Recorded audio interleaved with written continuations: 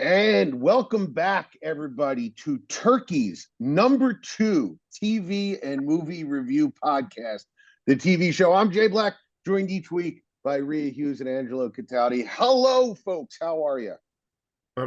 I'm not great. I would like to start with the public service announcement. People who still dismiss the COVID virus as no big deal anymore, they're foolish. I had it for the first time over the past 6 days. It is not great. Do what Rhea Hughes did because she's smart. Get your booster. Be prepared because this strain is not fun at all. And I have been miserable to be around all week. How about that? What was your excuse the other 72 years? Well, I'll say this. I really miss that girl. I got my booster a week and a half ago, and even if you don't think it works, guys, my 5G reception has been phenomenal. So all I'm saying is, one way or the other, it'll work for you. So yeah, good public service announcement from Angelo. We're only a couple of years into this thing, and none of us want to think about it, but just take some precaution, right? Make your life a little bit easier. It's not fun.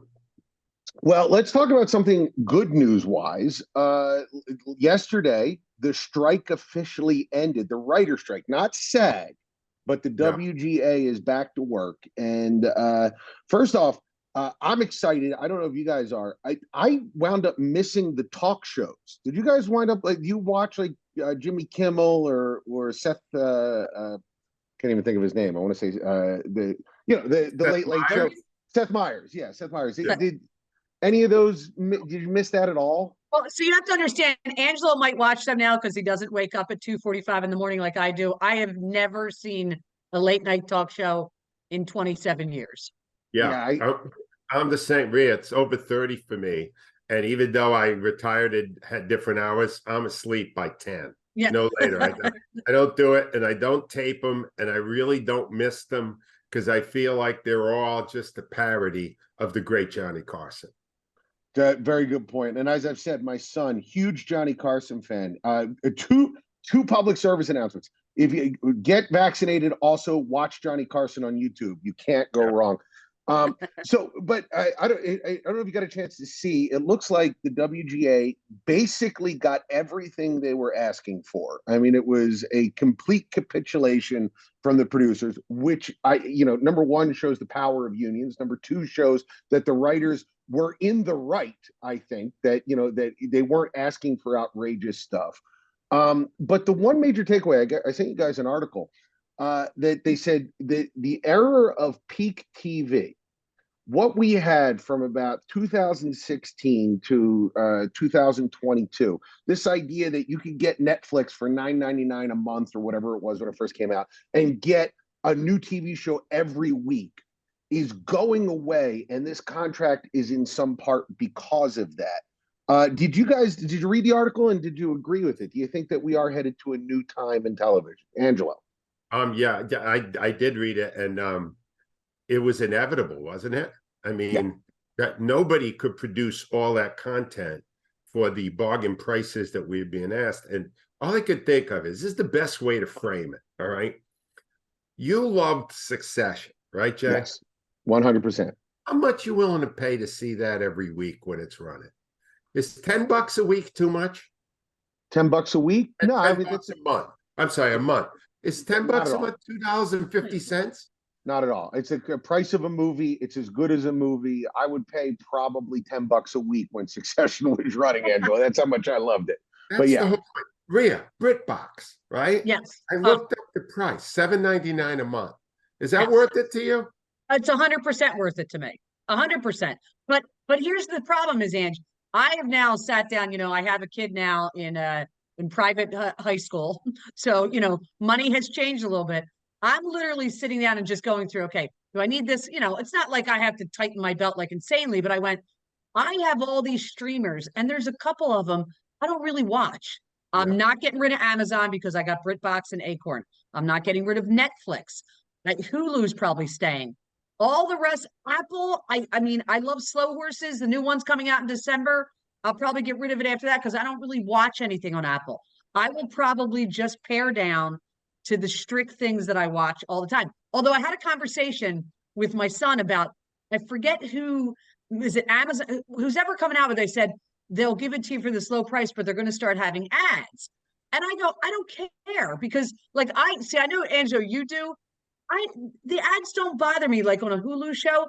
They're a minute and a half. So I don't care about that. When there are too many ads, then I might have a problem with it, but a minute and a half doesn't bother me. Like too many ads. A great example of that would be a Thursday night football game on Amazon, which just seems like all ads, and it's very frustrating.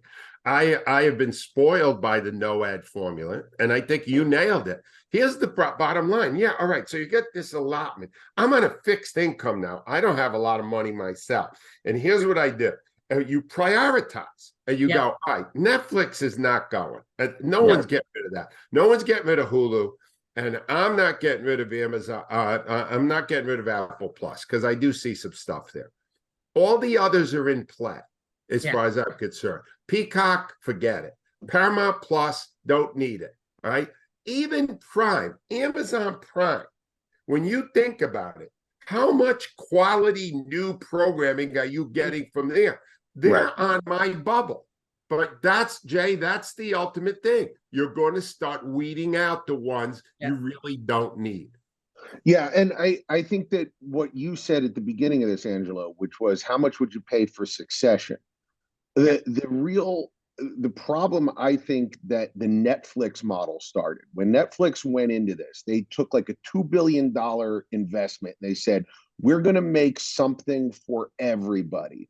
And they didn't do the thing that HBO did when they started the pay TV model, which was there is going to be 3 shows that we do every 3 months that everybody's going to talk about and love, and they're going to be the best shows on TV. And you're never going to think about, well, am I paying too much for HBO? Because I got to have HBO because it's the best thing around. I think that when we talk about peak TV, there was just too many shows. And I would be fine if Hulu and Amazon and all the others, they said it's going to be 2 shows every 3 months, but they're going to be really good shows. That would be a greater value proposition than 35 different shows that I'm not even aware that exist. I'm in Vegas right now, and the MGM Grand has this Showtime section. Like it was like Showtime, the cable channel owns a little section of the MGM Grand. So when you walk by, they have like the Showtime store and all the Showtime shows, and they're advertising, Angelo, shows I don't even know exist. There's a Kevin Bacon show called City on a Hill. There's like the brand new season of City on a Hill. Who even knows that this show exists? Kevin Bacon used to be a big star. I'm like, wow, it's a show. I do a TV podcast. I wasn't aware that this show existed. And it feels like too many. This is what we figured out. The ones that get the buzz are either really good and worth your time, and you're going to check out, are so bad you laugh and watch one episode. Like that stupid Bupkis show. Remember that? Oh, boy. Yeah. But what I'm saying is, if you're worthy of buzz, then you're worthy of our attention. And otherwise, you're not getting it. So it's no big thing. And I'm willing to pay more for quality because I've done that in everything else in my life. Why shouldn't I do it for TV programming? I got no problem with it. Absolutely. And Rhea, the second point I wanted to bring up, which you brought up, was this new thing that Amazon Prime is going to do, which is they're going to charge $2 a month if you don't want ads, which I'll be honest with you, $2 a month feels ticky-tacky to me in a way that if they had said there's a new $9.99 a month deal, it almost would have felt like, well, I'm getting something valuable. $2 a month just feels like Jeff Bezos needs a new helipad on his yacht.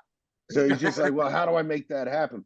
So it seems like one of the fallouts will be either higher prices or these new versions of the channels where you used to pay X amount of dollars for no ads, but now you have to pay a little bit extra.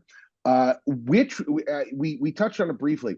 Which are the streamers that for you, if they go up in price, are going to be the first to go? Because I got to be honest, Prime probably wouldn't be, but only because I use Amazon Prime, the service, the actual delivery service.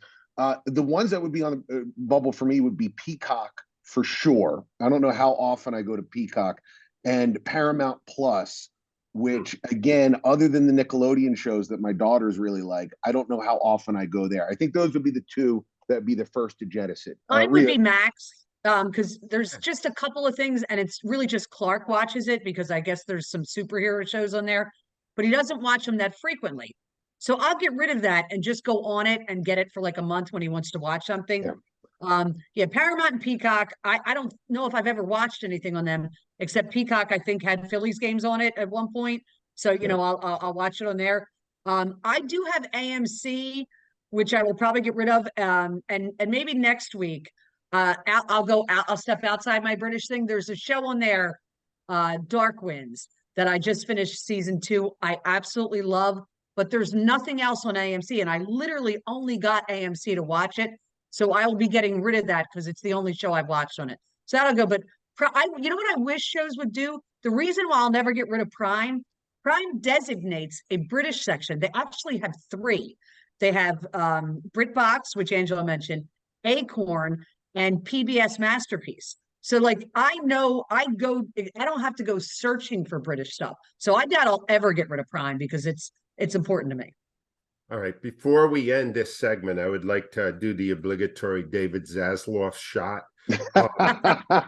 In a brief period of time, he has made HBO from absolute must-watch, Succession, Godfather, I'm sorry, what's the name? Sopranos, all those great shows that he had, to now on the bubble.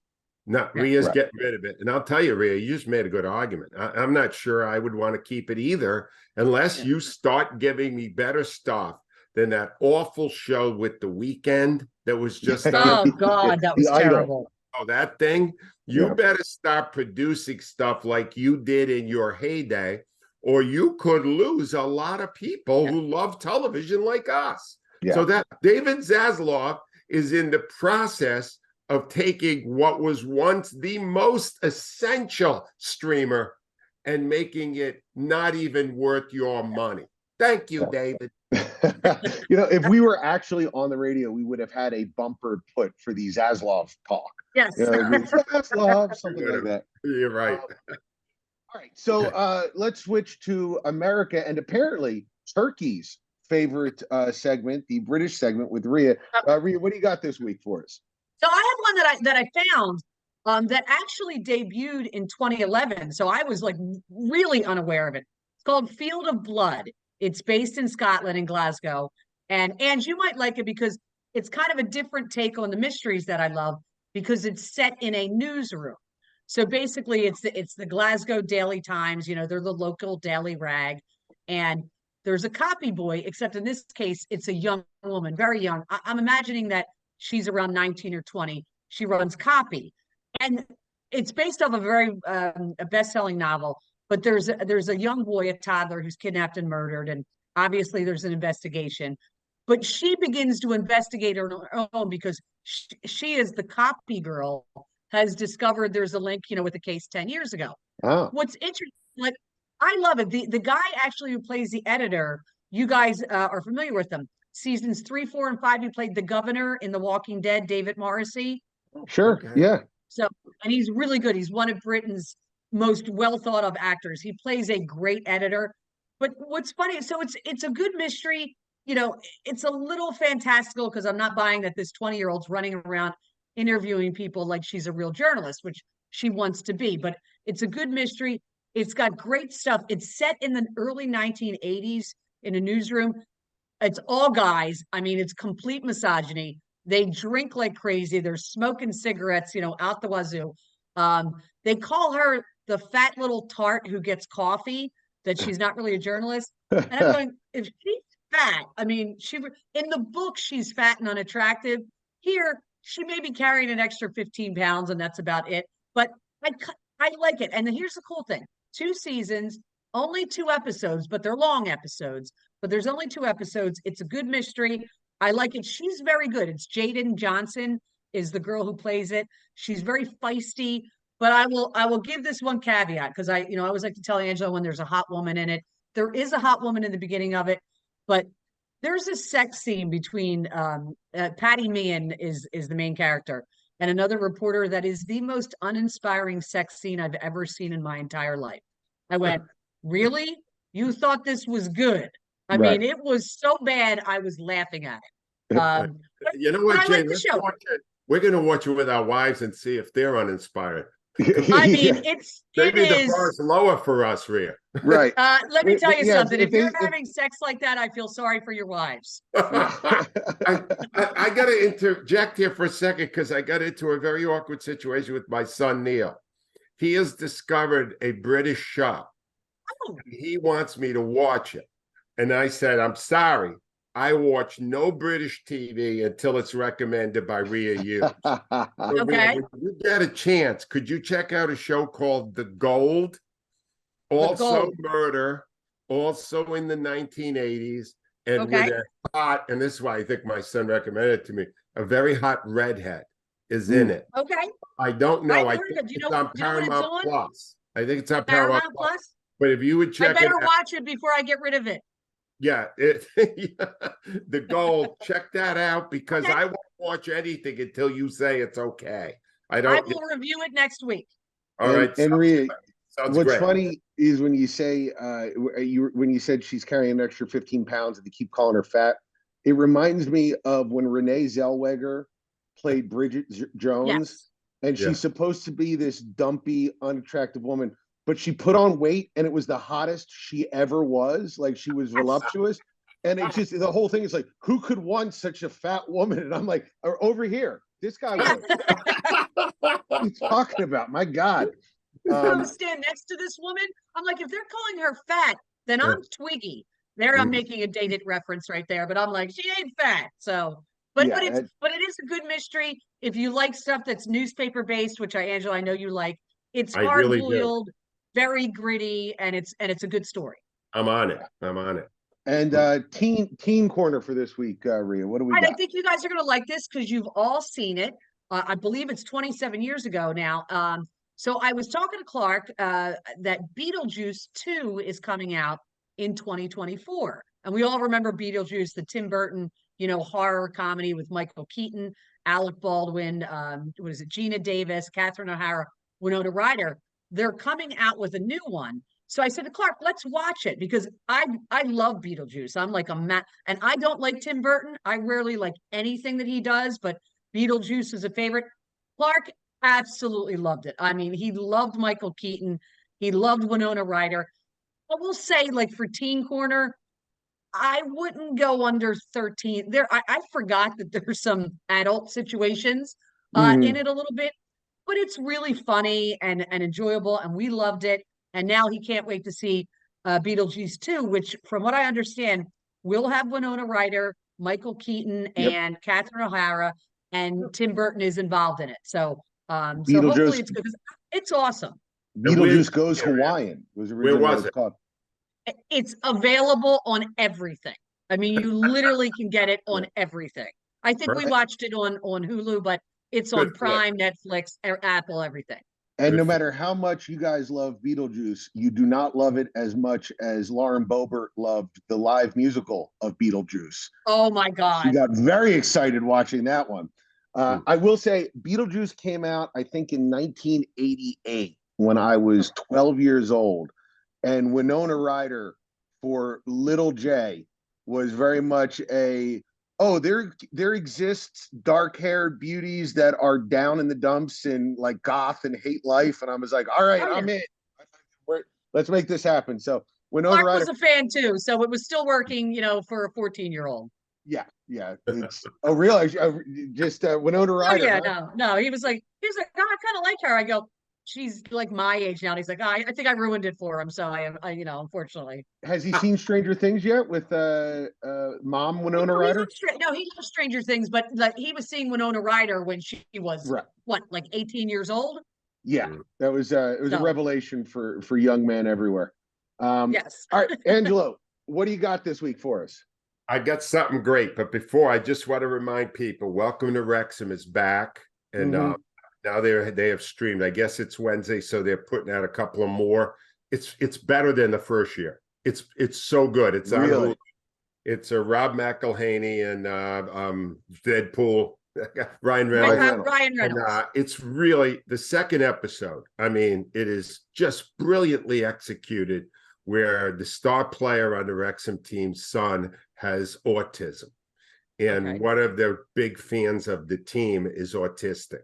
And the way they handle this story is so phenomenally well done. It was brilliant. Wow. It's so good. And the other thing they're dealing with in season 2, which is fascinating, is how these rich Hollywood guys came along, and they take a little place no one knew, Wrexham, and they have now made it a tourist destination, and everybody's rooting for the team and all that. And they show you the effect that a TV series can have on a little community no one knew about.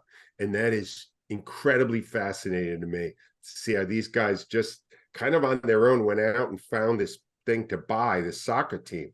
And it's a great story. It's even better in season 2. But the revelation I have is on Netflix. It is a documentary. It is in the sports realm, and it is insanely great. And it's called, again, with a little poignance to it, The Saint of Second Chances. Saw the ads for this. Yeah. Hour and a half on Mike Veck, the son of one of the most famous baseball owners of all time, Bill Veck. Bill Veck wrote maybe the greatest sports book ever written, Veck as in wreck. And Bill Veck was the one who came up with exploding scoreboards and all these wild things to get people to come to games, because he thought the sport itself maybe needed a little goose. And then his son Mike came along, and Mike is almost exactly like his dad. Very similar in wild thinking and promotional kind of stuff. And there's 2 things about this that make it extraordinary. Number one is they are doing reenactments. And Bill Veck did not look like anyone. So they convinced in the reenactments, Bill is gone now. He had a wooden leg, and he liked to brandish the fact. That's not why he's gone, but he had a wooden leg. That's not why he's gone, right. But playing the part of Bill Veck in the reenactments is his son Mike. No. With a weird wig, with like ball, and it's really compelling.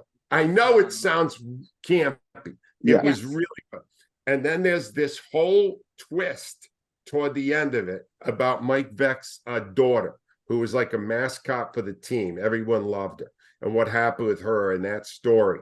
It's an hour and a half, and this is how good I think it is. I'm ranking it right with Still, the Michael J. documentary, as one of the most entertaining, interesting, and poignant things I've seen this year. It's it's the Saint of Second Chances on Netflix. You should check it out. You will love it. I promise you, you will love it.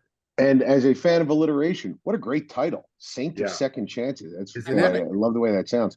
I too have 2 Netflix recommendations for everybody, documentaries as well. Before I do, real quick, we were talking about Succession. I am maybe 30 pages away from finishing the new Michael Wolff book, The Fall, which is about Fox News and the succession issues at stake at Fox News. It just came out yesterday. It'll be it came out just as Rupert Murdoch announced his retirement, so like really good timing there. But if you want to get some information about the Murdoch family and just how close Succession was to some of the stuff that's going on behind the scenes there, really phenomenal book. Michael Wolff is a tabloid reporter, and there's the salaciousness of a tabloid reporter in everything that he does. So you got to take it with a grain of salt. But I love his work. I read everything he writes, so it's well worth checking out. Is the Jerry Hall stuff in there? Jerry Hall stuff is in there, where they were talking about that was weird how he broke up with her. Like, she didn't know, right? Yeah, it was it was the daughter who talked him into breaking up with Jerry Hall. Wow. Because the daughter did not like the undue influence that she had on him. So, very much like Shiv coming out of the woodwork to arrange a divorce. So it's real interesting stuff. Well worth checking out. Two documentaries. The first one, you're not going to be super interested maybe in the subject. It's called Wham, about the band Wham with George Michael. It's told in a very interesting way. No narration, no conversation except from recorded interviews with George Michael and the other one, whose name I can't remember. It's George Michael and the other one. And they run all of the archival footage over the interviews. Nobody else talks except those two, and it creates a very intimate portrait of a band that was much bigger in England than they ever were in America. They were a sort of a seminal band for a lot of people over there. Really interesting stuff, especially with how early George Michael came out to the rest of the band, and how accepting they were of it, but how conflicted he was. Real energetic, real fun. The exact opposite of that, I watched the second Murtaugh Murder documentary. It's 3 episodes. It's the sequel to the Murtaugh Murders. Listen, if you watch the first one and you want to know what happened, it's well worth your time. You're not going to feel good at the end of this documentary. You can only look at the beady black dead eyes of Alex Murtaugh for so long before you feel like all of humanity is worth giving up on. He is a gross monster garbage human, and this is more time in that world. But just like anything else, it is very compelling. So, a light recommend. Don't do it if you're having a bad day, because it's not going to make your day any better. But if you are feeling bad about yourself, you'll come away going, well, I'm not a murderer who killed my wife and son and then tried to cover it up. So, recommended all around The Fall and the Murtaugh Murders and Wham. What did we do this week, Angelo? I did. Well, no, before I did that, I did watch that because I knew you were going to bring it up. Yeah. And you're 1000% right. I watched the original season. This is season 2. Yeah. Murtaugh, A Southern Scandal on Netflix. And I had followed it after I had seen season 1 because the trial was going on right after the first one came out. And there is not a more offensive human being you would want to spend time with than that. 100%. He is just, it is so, you feel like you have to take a shower after you watch that. 100, Angelo, 100%. That is, you want the embodiment of evil. Mm-hmm. That's it. You'll never see a cleaner version of it than listen to this man lie and do anything. The man killed 2 of his family members in cold blood. Yeah. And then they have the body cam footage of the cop interviewing him in the police car after the murders, hours after he killed his wife and son. And he's just sitting there lying with a calculated lie. It just, if the devil exists in this world, he lives in the eyes of Alex Murtaugh. He is a gross his monster. Housekeeper, right? And stole the insurance money from that's what they think in the first one. He's agreed to that. He's not agreeing to the murders, even though they got him dead to rights. It's unbelievable. Anyway, here's what we're recommending this week on, I believe it's Prime, Rhea, Field of Blood, right? Yes. Beetlejuice, everywhere available at a TV near you. Welcome to Wrexham, Hulu. Don't miss it. Saint of Second Chances, Netflix. Also on Netflix, Murtaugh, A Southern Scandal Season 2, and Wham, the documentary Wham. Where is that? Netflix. That's a Netflix one as well. Also. Good week for Netflix. Yeah. That's all we got here. And guys, thanks always to Jared Clapper, who's doing a great job getting all our stuff on social media. Go to the link tree at the bottom of this podcast, and you can follow us on all the stuff if you want to see the live clips. He's doing a great job with that. Thanks to Turkey for making us number 2. Maybe next week we can be number 1. Thanks to Pfizer and Moderna for creating the COVID vaccine. Go out and get it. Don't be like Angelo and get sick. And guys, thank you so much for following us each and every week. Please go rate and review us on iTunes and tell a friend. Angelo, feel better, my friend. Thank you, sir. Thank you. I'll see you in a couple of weeks. Bye-bye.